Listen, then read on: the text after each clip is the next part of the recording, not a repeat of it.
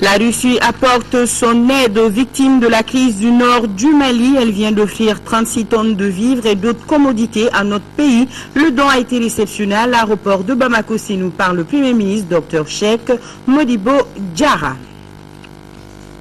À partir du 30 novembre 2012, un nouveau billet de 500 francs CFA sera mis en circulation dans l'espace UEMOA. L'information a été donnée ce matin au cours d'une visioconférence au siège de la Banque centrale à Dakar, au Sénégal. Bientôt disponible au Mali un répertoire des chefs de quartier, de fractions et de villages, l'initiative est du cercle de réflexion et d'information pour la consolidation de la démocratie au Mali, CRI 2002. L'opération d'élaboration du manuel concerne les cercles de Mopti, les 36 communes de Koutiala et les 6 communes du district de Bamako. Samedi 3 novembre, mesdames et messieurs, bonsoir. Merci de nous suivre. Avant de développer ces titres, d'abord ces communiqués de félicitations du président de la République par intérim à ses homologues du Commonwealth, de la Dominique, Roseau et de la République du Panama.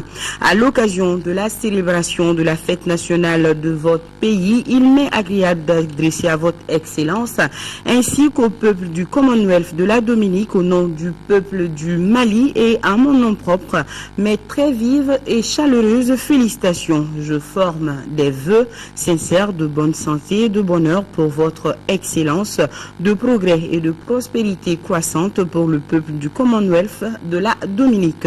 Je vous prie d'agréer, Excellence, les assurances de ma très haute considération, signé professeur Djangouda Traoré. Et à l'occasion de la fête, de la célébration de la fête nationale de votre pays, il m'est agréable d'adresser à votre Excellence ainsi qu'au peuple du Panama, au nom du peuple du Mali et à mon nom propre, mes très vives chaleureuses félicitations. Je forme des vœux sincères de bonne santé et de bonheur pour votre Excellence, de progrès et de prospérité croissante pour le peuple du Panama. Je vous prie d'agréer, Excellence, les assurances de ma très haute considération, signé professeur Djangouda Traoré. La coopération maliano-russe est au beau fixe. Elle vient de se magnifier par la réception de 36 tonnes de vivres et d'autres commodités. Et c'est le Premier ministre, Dr Cheikh Modibo Diarra, qui a réceptionné ce don à l'aéroport de Bamako-Sénou. Il avait à ses côtés le ministre de l'Action humanitaire, de la solidarité et des personnes âgées et l'ambassadeur de la Fédération de Russie au Mali. Mahamadou Doumbia, compte rendu. Suite à une requête du Premier ministre Cheikh Modibo Diarra, la Fédération de Russie vient d'offrir 10 tonnes de riz, 10 tonnes de corn bleu, 3000 couvertures et 50 tentes, soit 36 tonnes de dons au total. Selon l'ambassadeur de Russie, cette aide humanitaire est le signe d'une profonde amitié qui existe déjà entre le Mali et la Fédération de Russie. C'est un temps difficile qu'on reconnaît les vrais amis.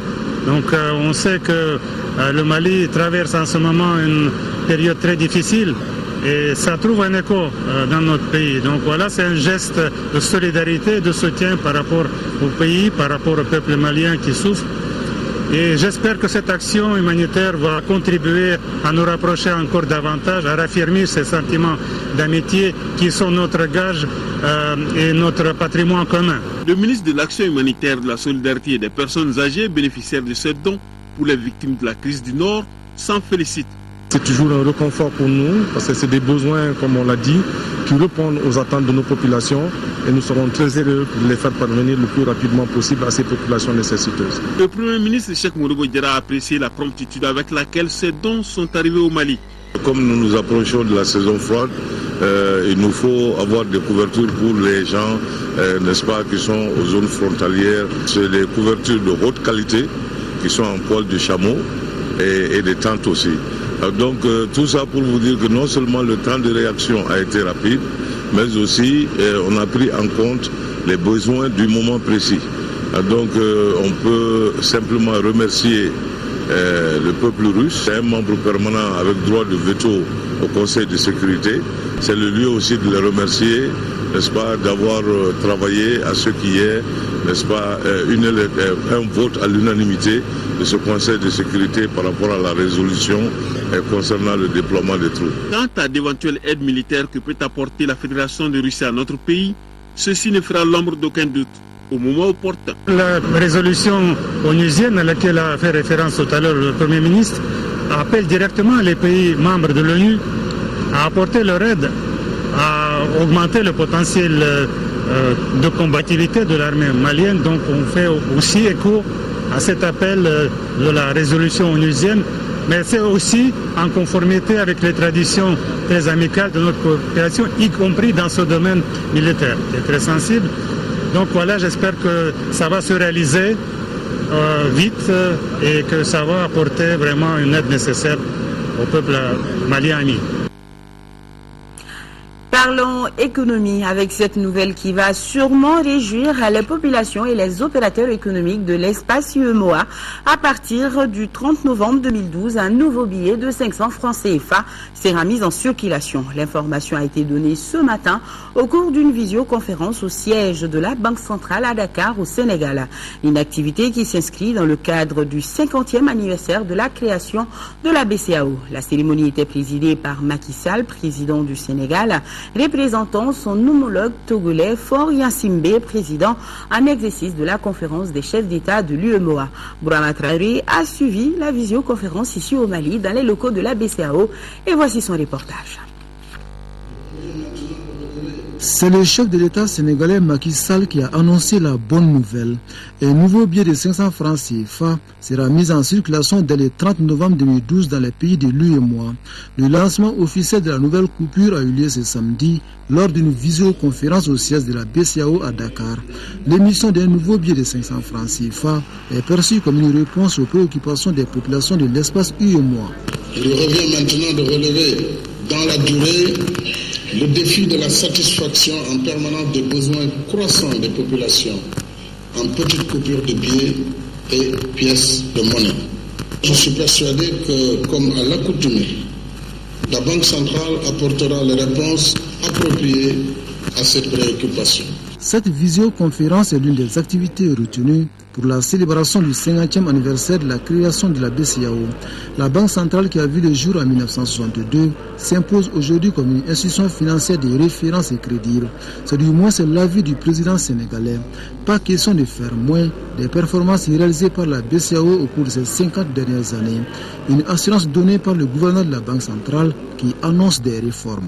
En vue de structurer et approfondir le marché financier régional, l'objectif affiché est de permettre aux agents économiques de mobiliser des ressources nécessaires pour le financement de leurs activités qui sont source de croissance pour nos économies. Pour le gouverneur de la BCEAO, les opérations seront poursuivies pour satisfaire les besoins de la clientèle et améliorer la physionomie de la circulation fiduciaire.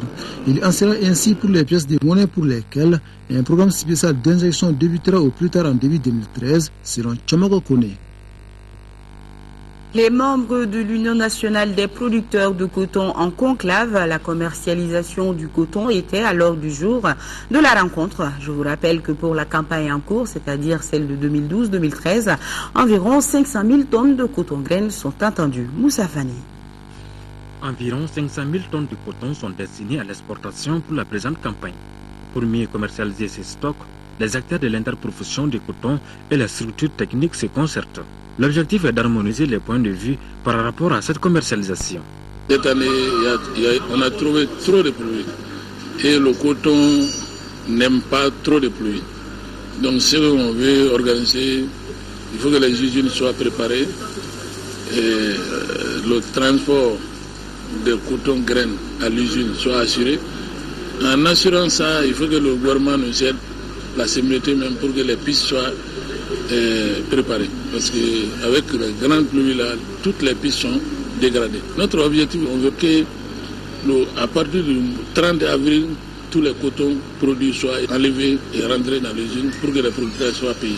Au cours de cette réunion, les participants ont salué l'initiative du gouvernement pour le paiement du prix du coton graine aux producteurs. Cette opération a démarré depuis le 1er novembre.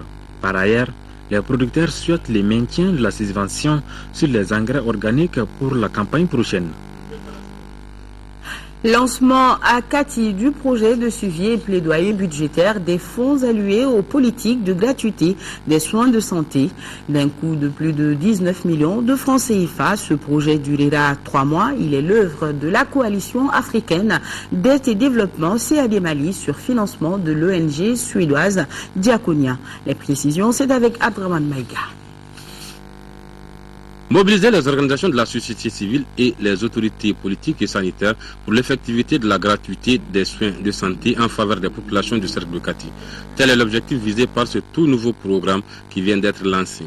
À travers ce projet, la CAD Mali et son partenaire suédois Diakonia ambitionnent d'avoir un certain nombre d'informations sur la gratuité des traitements de certaines maladies susceptibles de handicaper le développement au Mali et particulièrement dans le cercle de Kati. Ce sont le paludisme, la césarienne, la tuberculose, la fistule, l'onchocercose et la lèpre. On veut savoir effectivement qu'est-ce qui est réservé pour cette politique de gratuité. Concrètement, quels sont les financements réservés à ça et comment faire maintenant, si ça existe réellement, comment faire pour que ça puisse aller vraiment aux personnes auxquelles ces financements sont destinés. Si ça n'existe pas, comment faire aussi pour que ça puisse exister, parce que pour nous, il est extrêmement important que la population soit largement soulagée des soins de santé. Les nombreuses initiatives de la CAD Mali, avec l'appui technique et financier de ses partenaires, sont salutaires, car aborder des sujets aussi importants sont preuve d'abnégation et d'engagement. Ces initiatives cadrent parfaitement avec la politique de développement économique et social de nos collectivités. D'un coût global de plus de 19 millions de francs CFA, ce projet permettra également à la coalition des alternatives d'aide et développement de disposer de données fiables sur les fonds alloués aux politiques de gratuité des soins de santé et leur impact sur les populations, tout en renforçant les capacités des organisations de la société civile aux techniques de suivi et de plaidoyer budgétaire des fonds alloués au secteur de la santé. Le cercle de réflexion et d'information pour la consolidation de la démocratie CRI 2002 a lancé ce matin à Bamako son programme d'élaboration du répertoire des chefs de quartier, de fractions et du village. C'était à la mairie de la commune 6 du district de Bamako. Il s'agit d'identifier les autorités concernées et de recenser les chefs qui se sont succédés dans ces localités. Le programme s'étendra sur 10 territoires d'expérimentation dont les cercles de Mopti, les 36 communes de Koutiala et les 6 communes du district de Bamako. Ramata Konate, les détails.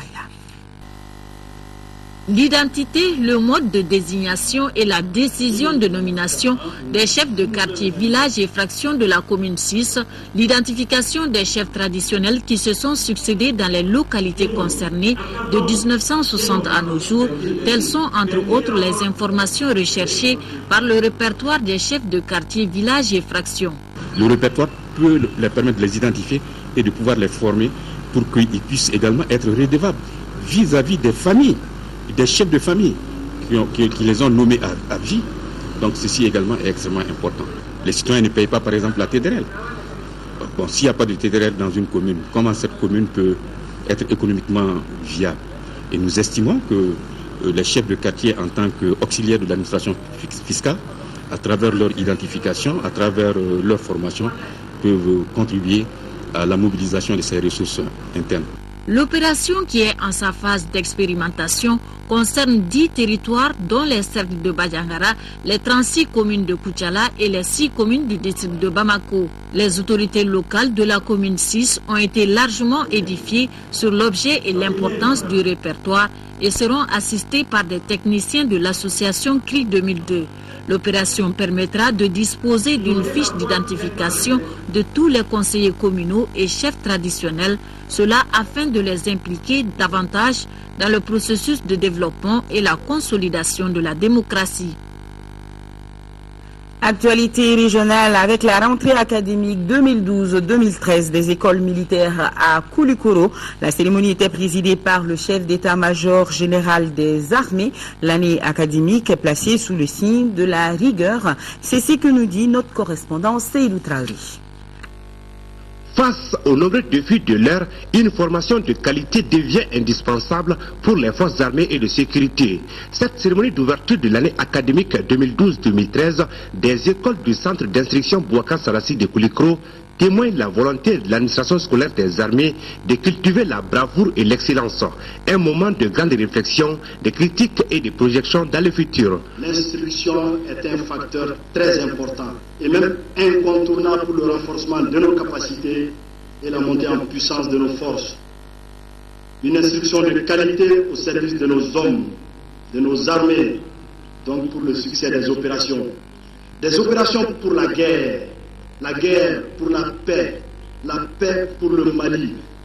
Un Mali un et indivisible. S'agissant de l'année scolaire 2011-2012, l'administration scolaire des armées s'est dit satisfaite des performances reçues avec plus de 1965 officiers et sous-officiers maliens et des pays amis formés. Cette heureuse circonstance, j'adresse mes vives félicitations et mes très sincères remerciements au commandement du centre d'instruction Boubacar Sarrassi et à travers lui, tous les encadreurs dans toutes les écoles sur l'étendue du territoire national. Le centre d'instruction Boubacar Sarrassi de Koulikro entame cette rentrée académique avec environ 150 stagiaires, dont 40 nouvelles recrues.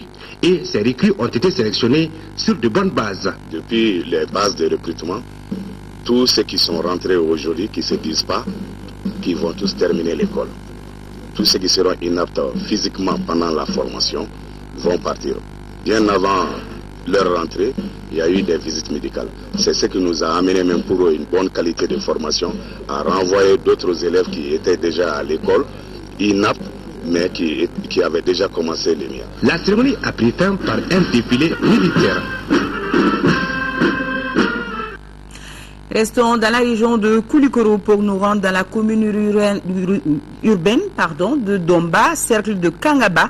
Cette commune dispose désormais d'une radio rurale dénommée Radio Domba FM. Coût de réalisation, plus de 12 millions de francs CFA. Radio Domba FM ambitionne de contribuer au développement socio-économique et culturel du monde profond et permettre aux uns et aux autres de rester connectés. La cérémonie d'inauguration a réuni ce matin plusieurs personnalités, parmi lesquelles le ministre de l'Artisanat et du Tourisme. Nos envoyés spéciaux sont Tchédje Kamara et Fademba Keïta. Entièrement financée par le maire de la commune urbaine de Karan, la radio Domba FM émet sur les 93.9 MHz. Elle comprend une cabine technique, un studio d'émission et une direction. Avec une puissance de 500 watts et une portée minimum de 100 km, grâce à un pylône de 35 mètres, la radio Domba FM a une mission essentielle.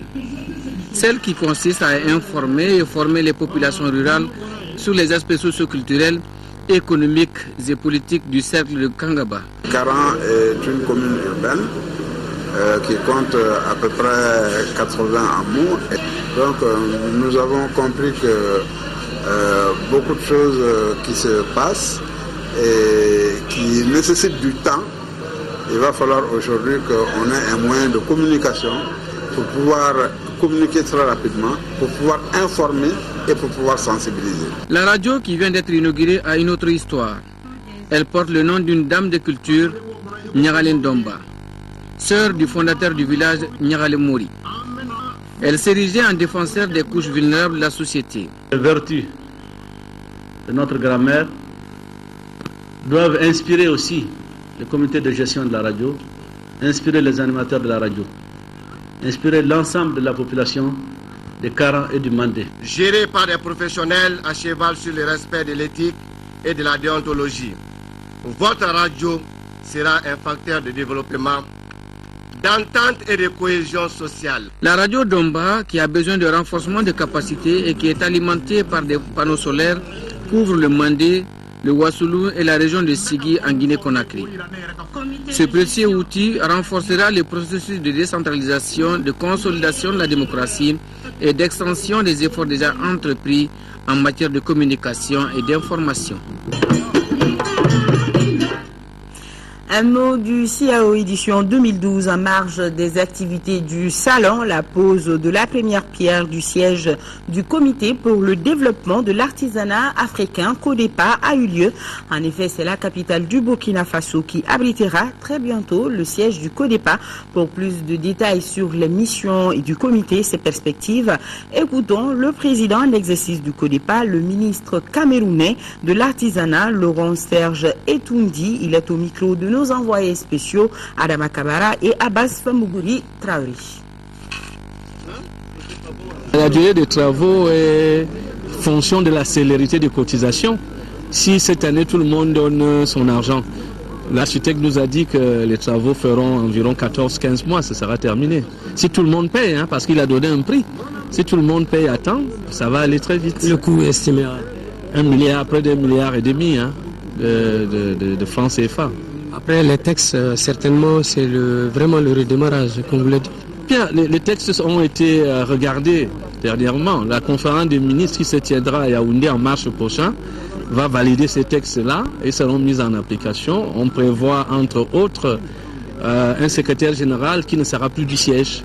Le siège sera à Ouagadougou.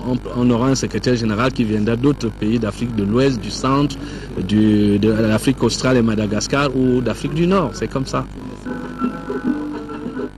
Et à présent, cette nouvelle, nous venons de l'apprendre, la présidente de la Commission de l'Union africaine, Nkosazana Dlamini Zuma, vient de nommer notre compatriote Boubacar Gaussou Diarra au poste de représentant spécial de l'Union africaine pour la région des Grands Lacs et chef du bureau de l'Union africaine à Bujumbura.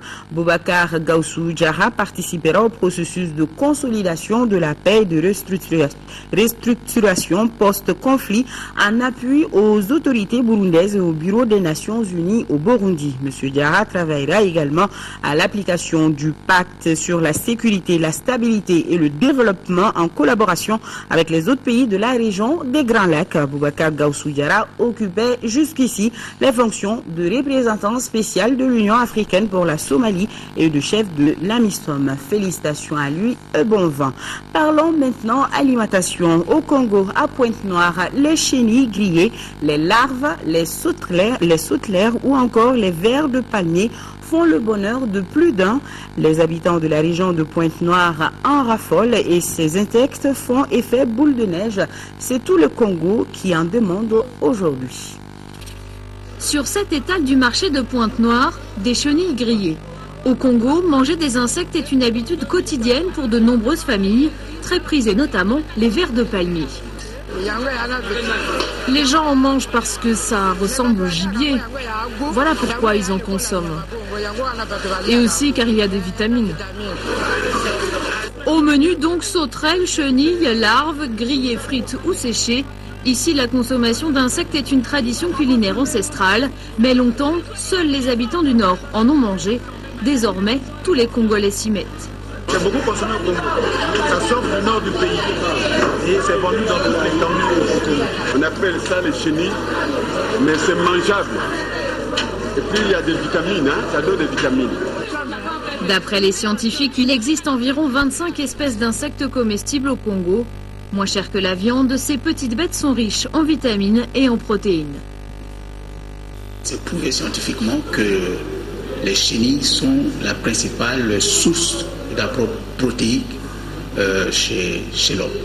Et ça devait, aujourd'hui dans nos pays, avec la pauvreté, ça devait effectivement être la meilleure source qu'on devait privilégier pour lutter contre la faim et contre les malnutritions. Mais cette année, le prix des chenilles a augmenté. Il n'existe pas d'élevage, les insectes sont ramassés en forêt. La quantité, donc le prix, dépendent du bon vouloir de Dame Nature. Des images qui nous rappellent le chutemou de Sikasso. L'actualité sur le continent en Libye. Des centaines de manifestants demandent le retour au fédéralisme, notamment le retour à la constitution de 1951 qui divisait la Libye en 3 régions administratives. Mais d'abord un tour au Niger avec la libération des 5 humanitaires nigériens enlevés il y a 18 jours dans le sud-est du pays. Libération des 5 humanitaires nigériens enlevés il y a 18 jours dans le sud-est du Niger. Les responsables de leur ONG saluent la nouvelle, mais ils confirment aussi la mort du 6e otage, un Tchadien, qui n'a pas survécu à ses blessures. Selon un des anciens captifs, leurs ravisseurs appartiennent au Moudjahou, mouvement djihadiste du Nord Mali. Le président nigérien devait accueillir ce samedi à Niamey les humanitaires relâchés. Notamment au bénéfice des enfants de moins de 5 ans. En Libye, des centaines de personnes à Benghazi demandent le retour au fédéralisme. Elles réclament l'autonomie de la Cyrénaïque, région de l'est du pays très riche en pétrole et berceau de la révolution anti-Kadhafi. Les manifestants veulent revenir à la constitution de 1951 qui divisait la Libye en 3 régions administratives, la Cyrénaïque, la Tripolitaine et le Fezzan.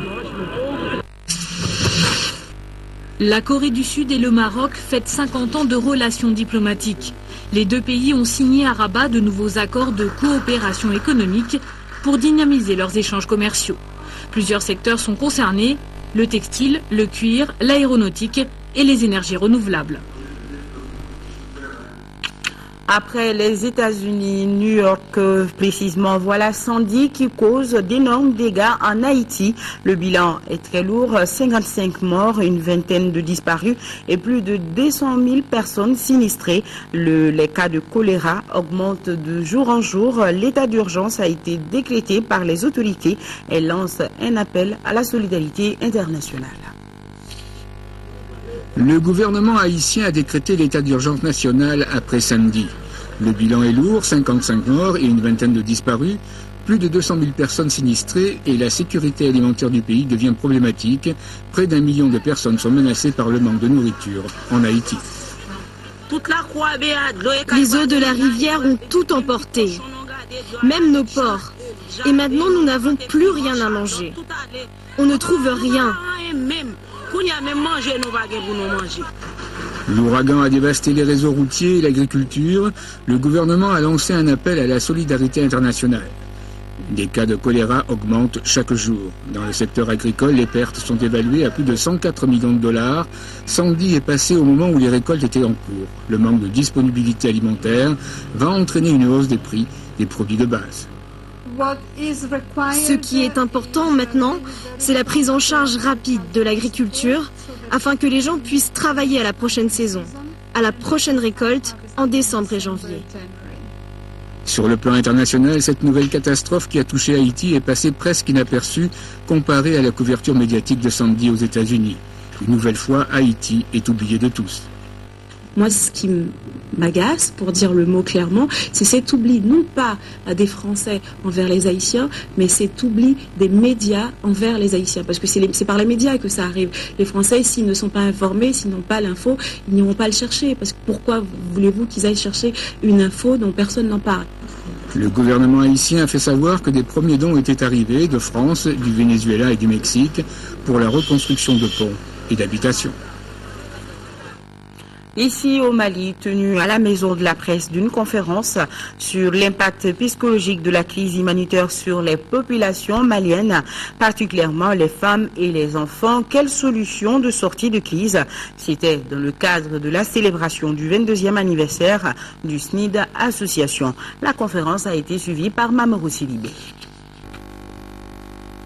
Cette conférence débat du SNID Association a été un cadre approprié pour informer, échanger et surtout approfondir la réflexion pour explorer les voies de sortie de crise. C'est pourquoi les organisateurs de la conférence ont retenu comme thème l'impact psychologique et social de la crise humanitaire sur les populations maliennes, particulièrement les femmes et les enfants. Quelle solution pour une sortie de crise? C'est qu'il y a un certain nombre d'interventions qui sont nécessaires pour juguler le problème de la crise humanitaire. Il s'agit de ce que nous appelons généralement les problèmes de santé, les problèmes psychologiques, les problèmes juridiques, les problèmes de protection. Les démocrates ont engagé un véritable débat de fond sur la crise humanitaire au Mali, souvent avec passion, ce qui fera dire au président de l'association qu'il considère cette journée comme la rentrée politique de l'association. Le travail de l'association consistait à veiller sur le fonctionnement de la démocratie.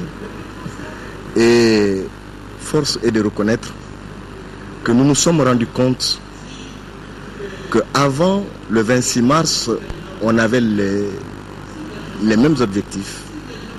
la même vision des problèmes, mais avec notre arrivée au pouvoir, la création des partis politiques, il se trouve que nous avons des divergences de vues sur un certain nombre de points.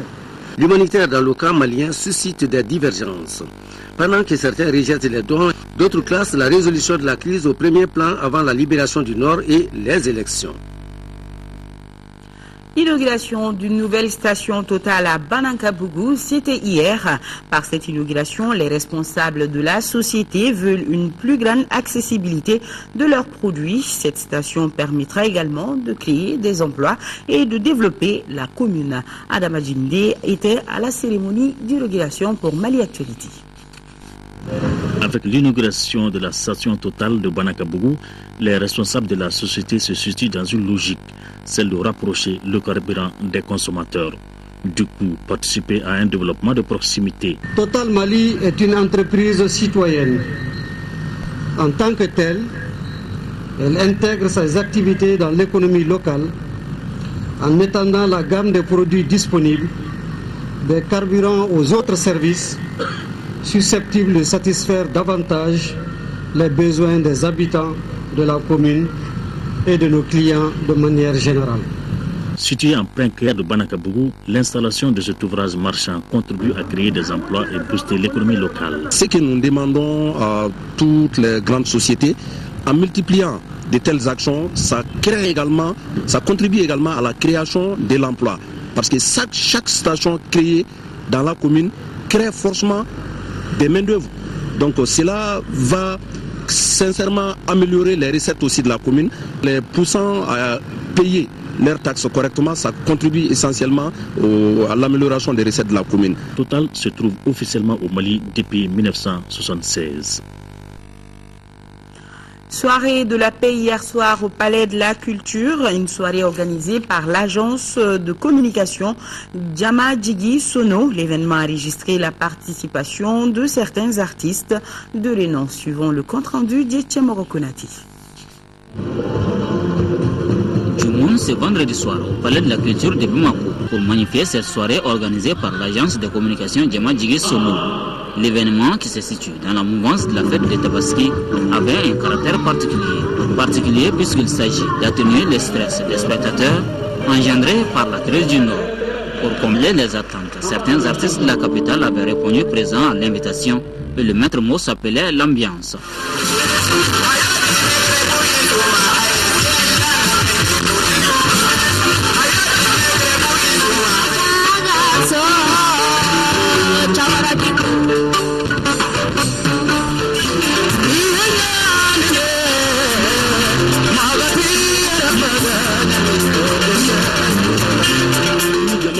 C'est une agence de communication qui, pour l'épanouissement de la population, vu la situation du pays aussi, essaie d'amener de la joie aussi dans les cœurs des populations.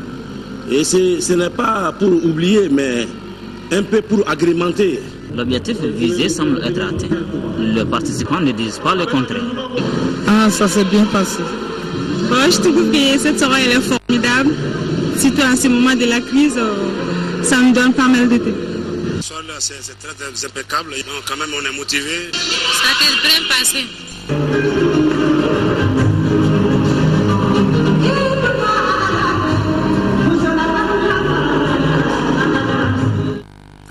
Voilà, ce journal est terminé. Tout de suite, les nouvelles du temps avec Abdoulaye Keïta. Au programme de votre soirée sur l'ERTM, votre série, La Concession, aux alentours de 21h55 et les experts Miami à 23h30.